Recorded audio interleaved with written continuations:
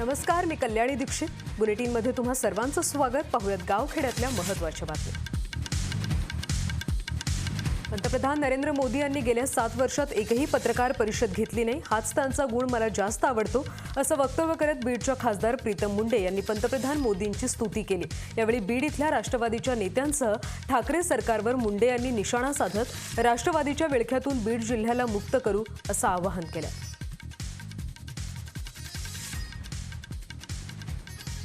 आमच्या नेत्यांप्रमाणे आम्ही काम करत राहायचं, कोणावर टीका करायची नाही आणि आपलं काम शांततेने करत राहायचं. मोदींचं सगळ्यात मला कोणता गुण आवडत असेल तर त्यांनी आजपर्यंत 7 वर्षात एकही पत्रकार परिषद घेतली नाही. पत्रकार परिषद घेतली नाही याच्याविषयी त्यांच्यावर टीका पण होते, पण तो माणूस आपलं काम, आपलं ध्येय स्पष्ट समोर असताना काम करत राहतो. आपल्या मार्गावरती तो मार्गक्रमण करत असतो. त्यावेळी त्याच्यावरती चांगलं बोलणारे जर 10 लोक असतील तर टीका करणारे 2 लोक असतात. राज्याचे सार्वजनिक आरोग्य मंत्री राजेश टोपे आज हिंगोली जिल्हा दौऱ्यावर होते. त्यांनी सह्याद्री मल्टी स्पेशालिटी हॉस्पिटलचं उद्घाटन केलं. त्यानंतर राष्ट्रवादीचे जिल्हाध्यक्ष दिलीप चव्हाण यांच्या शिवलिता पॅलेस इथल्या बाप्पांच्या मूर्तीचं दर्शन घेत गणेशाची आरती केली. यावेळी आरोग्यमंत्र्यांनी देशावरचं कोरोनाचं संकट टळू दे असं गणरायाला साकडं घातलंय.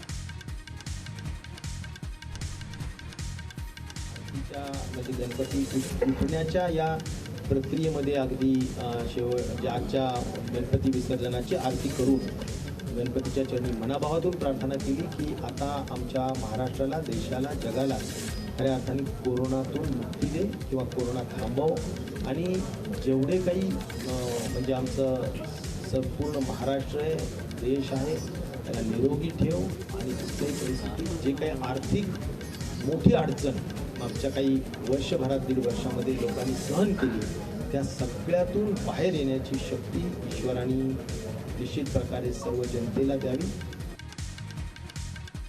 अमरावती जिल्हा मध्यवर्ती सहकारी बँकेची निवडणूक येत्या 4 ऑक्टोबर रोजी होती. राज्यमंत्री बच्चू कडू देखील या निवडणुकीच्या रिंगणात उतरलेत. चांदूर रेल्वे तालुक्याच्या दौऱ्यावर असताना बच्चू कडू यांनी काँग्रेसचे जिल्हाध्यक्ष बबलू देशमुख यांच्यावर आरोप केलेत. काँग्रेसच्या भामट्यांनी बँकेचं वाटोळ केलं असं यावेळी बच्चू कडू म्हणाले. राज्यमंत्री बच्चू कडू यांच्या पॅनलमध्ये राष्ट्रवादी, भाजप, शिवसेना आणि प्रहार पक्ष एकत्र आहेत. या देशावर खऱ्या अर्थानं बँकेच्या माध्यमातून उपकार असेल तर ते इंदिरा गांधीचे. इंदिरा गांधीनं या बँकेचं राष्ट्रीयकरण केलं. राष्ट्रीयकरण केलं म्हणजे काय केलं? सामान्य माणसाचा अधिकार बँकेत कायम ठेवला. सामान्य माणसाला बँक कर्ज द्यायला लागली. पण त्याच काँग्रेसचे काही म्हणतो बघ भामट्या लोकांनी त्याचं वाटोळं करून टाकलं. लहानपणापासून गणपती बाप्पावरील श्रद्धेपोटी 1 नव्हे 2 नव्हे तर तब्बल 10,000 गणपती मूर्तींचा अनोखा संग्रह महाराष्ट्र भूषण आणि सर शोधग्रामच्या संचालिका डॉक्टर राणी बंगे यांनी केलाय. सामाजिक क्षेत्रात अतुलनीय कामगिरी करत असतानाच राणी बंगे यांनी आपला हा छंद जोपासलाय. ज्याच्यामध्ये मला गणपतीचा आकार दिसला, त्याला फक्त थोडंसं पेंट केलं तर या सर्व दगडांमध्ये मला असं वाटतं की गणपती आहे. हे बघा, गणेश आहे असं वाटतं. कुठलाही दगड पाहिला की त्या दगडातून एक रूप निघतं, गणपतीचं रूप आहे असं लक्षात येतं. आता हा गणपती मी पाहिला, हे दगड पाहिला मी, तर मला असं वाटलं की याला गणपतीचा आकार आहे. अमरावती जिल्ह्यातील चांदूर रेल्वे इथं विसर्जन आपल्या दारी हा पर्यावरणपूरक उपक्रम राबवण्यात येतोय. या उपक्रमाअंतर्गत मंडळातर्फे कृत्रिम हौद तयार करून तो ट्रॅक्टरवर ठेवून गणपती विसर्जनासाठी तो घरोघरी फिरवला जातोय. ज्यांना आपल्या घरगुती गणपतीचं विसर्जन या पर्यावरण हौदात करायचं आहे त्यांनी कॉल केल्यास मंडळाचे कार्यकर्ते हौद त्यांच्या घरापर्यंत नेतात. दरवर्षी विहिरीत किंवा नदीत गणपती विसर्जन केल्यानं मोठ्या प्रमाणात पाणी प्रदूषित होतंय. त्यावर उपाय म्हणून राजे छत्रपती गणेश मंडळाद्वारे हा उपक्रम राबवला जातोय. कोल्हापुरात शिवाजी चौकात 21 फुटी गणेश मूर्तीचं विसर्जन मिरवणुकीला सुरुवात झाली होती. कोरोनाचे सर्व नियम पायदळी तुडवत नागरिकांनी यावेळी गर्दी केल्याचं पाहायला मिळालं. पोलीस प्रशासन देखील बघ्याची भूमिका घेतल्याचं दिसून आलं. नाशिकच्या येवल्यात अत्यंत साधेपणानं गणपती बाप्पाला निरोप दिला जातोय. भाटगाव इथल्या विश्वलता कला, वाणिज्य आणि विज्ञान महाविद्यालयात गणपती बाप्पांचं कृत्रिम कुंडामध्ये विसर्जन करण्यात आलं. यावेळी सर्व विद्यार्थ्यांनी आणि कॉलेज कर्मचाऱ्यांनी कोरोनामुक्ती जनजागृतीचे फलक घेऊन गणपती बाप्पाला निरोप दिलाय. सिल्लोड येथे गणपती बाप्पाला साधेपणानं निरोप देण्यात आला. पोलीस प्रशासन आणि नगरपालिकेच्या वतीनं घरोघरी जाऊन गणेश मूर्ती संकलन करण्यात आल्या. गणेश विसर्जन करण्यासाठी सिल्लोड नगर परिषदेकडून पारंपरिक विसर्जन स्थळाची स्वच्छता करण्यात आली होती. विसर्जन काळात अनुचित प्रकार रोखण्यासाठी विसर्जन स्थळी आणि शहरात प्रमुख ठिकाणी सीसीटीव्ही कॅमेरे बसवण्यात आले होते. कोरोना निर्बंधामुळे गणेश विसर्जनासाठी ढोल ताशे मिरवणुकांची परवानगी नसली तरीही गणेश भक्तांच्या उत्साहात कोणतीच कमी झालेली नाही. पैठणमध्ये फिरते पर्यावरणपूरक गणेश विसर्जन हौद आपल्या दारी उपक्रम राबवण्यात आला. गोदावरीचं प्रदूषण थांबवण्यासाठी तसंच निरोगी पर्यावरणासाठी शहरात गल्लोगल्लीत मूर्ती विसर्जनासाठी पर्यावरणपूरक हौदाची निर्मिती करण्यात आली होती. अनंत चतुर्दशी निमित्त श्री क्षेत्र रांजणगाव गणपती इथं बाप्पांचं अनोखं रूप पाहायला मिळालं. शालिवाहक प्लनलाव संवत्सर भाद्रपद शुद्ध चतुर्दशीच्या निमित्तानं आज रांजणगावच्या महागणपतीला चिकू फळाच्या महानैवेद्याची आरास बाप्पांच्या समोर करण्यात आली. विविध अशा आकर्षक फुलांनी श्रींची महापूजा देखील करण्यात आली.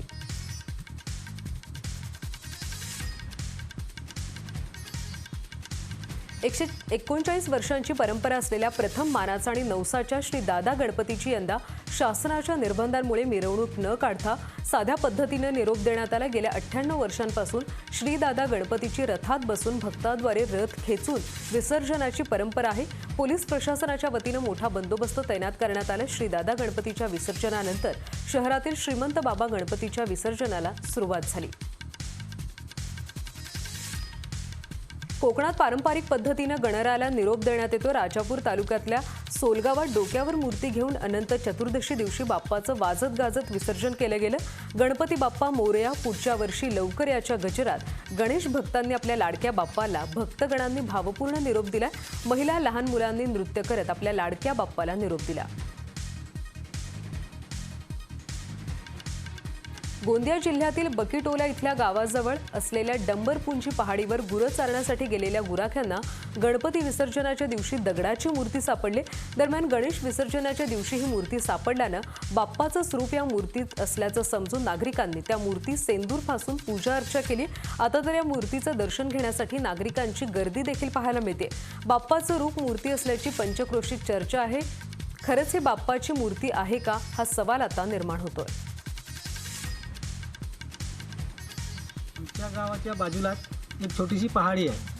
त्या पहाडीवर जाताना एक माताजीची मूर्ती आम्हाला दिसली. तर मग त्या मूर्तीला आम्ही पडलेली होती, तिला झाडाला उभी केलं आणि तिची पूजापाठ केला. आणि नंतर गावातल्या लोकांना सांगितला, गावचे लोक पूर्ण आले आणि त्या मूर्तीची आम्ही स्थापना केली. म्हणजे आम्ही डुंबरपुंजी पहाडी कसे नाव पाडले, कारण की आमच्या गावी सर्पी विद्यावाले आहे. आम्ही प्रत्येक वर्षी रामनवमीला त्या डुंबराची पूजा करतो, नागपंचमीला. आणि आम्ही इकडे अचानक फिरण्यासाठी आला तर आम्हाला ती देवीची मूर्ती मिळाली आणि आम्ही ती पडलेली होती. आम्ही तिला उभी करून एका खरसलीच्या झाडाला टेंगलवून ठेवला आणि तिथं नारळ, अगरबत्ती, कापूर जाळून त्या देवीची मानता केली. पैठण तालुक्यातल्या पाचोड इथला आठवडी बाजार गेल्या 1.5 वर्षांपासून कोरोनाच्या पार्श्वभूमीवर बंद असल्यामुळे शेतकऱ्यांना शेतात पिकवलेला माल तसंच जनावरं विक्री खरेदी करण्यासाठी मोठी अडचण निर्माण होते. आठवडी बाजार सुरू करावी या मागणीसाठी आज पाचोड इथल्या बस स्थानकासमोर धरणं आंदोलन करण्यात आलं. महसूल आणि पोलीस ठाण्याचे सहाय्यक पोलीस निरीक्षक गणेश सुरवसे यांना बाजार सुरू करण्यात यावे यासाठी निवेदन देण्यात आलं. मनोहर मामा उर्फ मनोहर भोसलेला न्यायालयीन कोठडी सुनावण्यात आली. पोलीस कोठडी संपल्यानं त्याला बारामती न्यायालयात हजर करण्यात आलं होतं. मनोहर मामाला न्यायालयीन कोठडीत ठेवण्याचे प्रथम वर्ग न्यायदंडाधिकारी NV रणवीर यांनी आदेश दिले. त्या प्रकरणातील आरोपी ओंकार शिंदे यालाही हजर करण्यात आलं होतं. मनोहर चंद्रकांत भोसले उर्फ मामा यांना बारामती तालुका पोलीस स्टेशनच्या गुन्ह्यामध्ये अटक केलं होतं. करमाळा पोलीस स्टेशन सोलापूर ग्रामीणला पण गुन्हा दाखल आहे. त्या गुन्ह्यामध्ये आम्ही आज मान्य JMFC बारामती यांना विनंती करून वर्ग करून करमाळा येथे घेऊन जात आहोत आणि पुढील तपास करणार आहोत. मनोहर भोसले यांना तुम्ही न्यायालयीन कोठडी मागताय आणि आरोपी नंबर 3ला तुम्ही PC मागताय. तर सदर हा प्रकार सगळा संशयित आहे आणि लवकरच या गुन्ह्यातलं सत्य बाहेर येण्यासाठी आम्ही याची सखोल चौकशी होण्याची मागणी कोर्टाकडे केलेली आहे आणि हायकोर्टाकडे याची येत्या आठवड्यामध्ये याच पोलिसांच्या कारवाईच्या संदर्भामध्ये संशयाबद्दल आम्ही योग्य तो न्याय मागणार आहोत. मॅजिस्ट्रेट कस्टडी देऊ नये म्हणून आम्ही सर्व वकिलांनी आरोपीच्या वकिलांनी प्रयत्न केला होता, परंतु तपास अधिकाऱ्यांनी मागितलेल्या रिपोर्टप्रमाणे मेलबर्न कोर्टाने MCRचाच रिपोर्ट मॅजिस्ट्रेट कस्टडी ठेवण्याचा आदेश दिलेला आहे आणि दरम्यानच्या काळामध्ये करमाळ्याच्या कोर्टामध्ये ट्रान्सफर करण्याकमी तेथील कोकणे म्हणून एक तपास अधिकारी होता.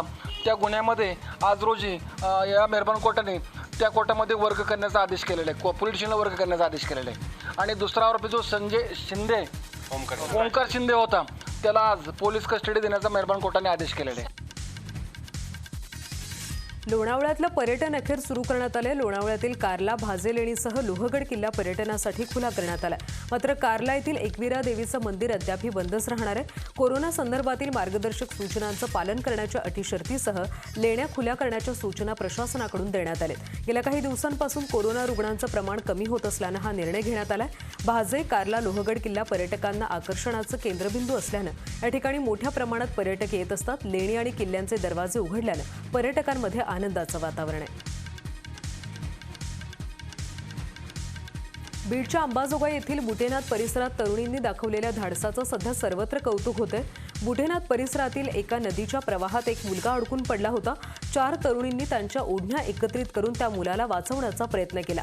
तब्बल अर्ध्या तासानंतर त्या मुलाला वाचवण्यात यश आलं. तब्बल अर्धा तास हा थरार सुरू होता. नदीच्या प्रवाहात अडकून पडलेला मुलगा बराच वेळ आकांत करत होता. नेमक्या त्याच ठिकाणी काही तरुणी फिरण्यासाठी गेल्या होत्या आणि मुलगा प्रवाहात अडकल्याचं दिसलं. 4 तरुणींनी त्यांच्या ओढण्या एकत्रित करून त्या मुलाला वाचवण्याचा प्रयत्न केला. तब्बल अर्ध्या तासानंतर त्या प्रयत्नांना यश आलं.